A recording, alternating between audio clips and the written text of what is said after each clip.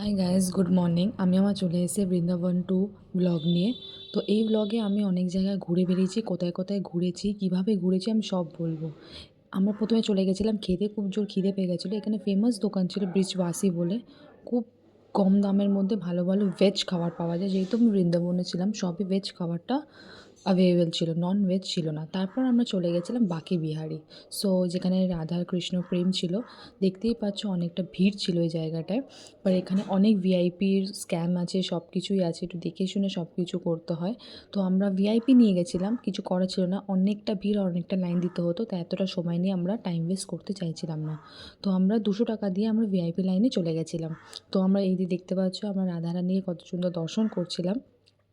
প্রচুর ভিড় ছিল, প্রচুর প্রচুর। এটা হচ্ছে মন্দিরের ভেতরটা, দেখতেই পাচ্ছ। আপনাদের রাধাকৃষ্ণরে দর্শন দিয়ে দিয়েছি ব্লগ থেকে, তো নমস্কার করে নেবেন। তারপরে আমরা চলে গেছিলাম বাইরে। এই যে বাইরেটার ঘটনা আলাদাই আছে। এখানে বাঁদর প্রচুর আছে, আর বাঁদরগুলো চশমা আর পার্স নিয়ে নেয়, ইচ্ছা করে করে নিয়ে নেয় যাতে খাবার পেয়ে যায়। দেন আমরা চলে গেছিলাম ইসকন মন্দিরে, যেখানে আমার খুব ভালো লেগেছিলো সন্ধ্যেটা। খুব বড় এখানে ইসকন মন্দিরটা, আমার ঘুরে বেরিয়ে খুবই মজা লেগেছিলো।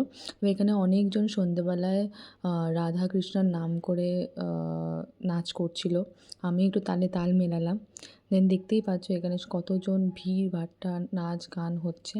So all over Vrindavan to আর বৃন্দাবন ওয়ানে, ডে ওয়ানে অনেক জায়গায় আপনাদের দেখিয়ে দিয়েছি। তো একবার দেখে নেবেন।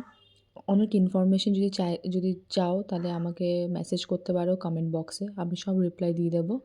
সো ওভারঅল আমার জায়গাটা এই না যে খুব ভালো লেগেছে, বাট খুবও খারাপ লাগেনি। এখানে অনেক ব্যবসা, 12 মাস এখানে ব্যবসা হয়।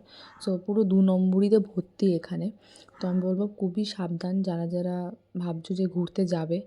সো এখানে মানে আমি কি বলবো, ব্লগের মজা নাও, দেখতেই পাচ্ছ। দেন আমরা খাওয়া দাওয়া করে সেদিনকে আমরা রেস্ট করছিলাম, কেন খুব টায়ার্ড ছিলাম সেদিনকে। প্রচুর প্রচুর ঠান্ডা পড়েছিল, প্রায় সন্ধ্যে 4-5 ডিগ্রি হবে আমি বলতে পারি। তো আমরা সেদিনকে মানে আমি তো রীতিমতো কেঁপে গেছিলাম, আমি আমার মা বাবা। তো এতে আর কি বলতে পারবো। তো আমি এদিকে আমার ব্লগটা শেষ করলাম। Bye bye.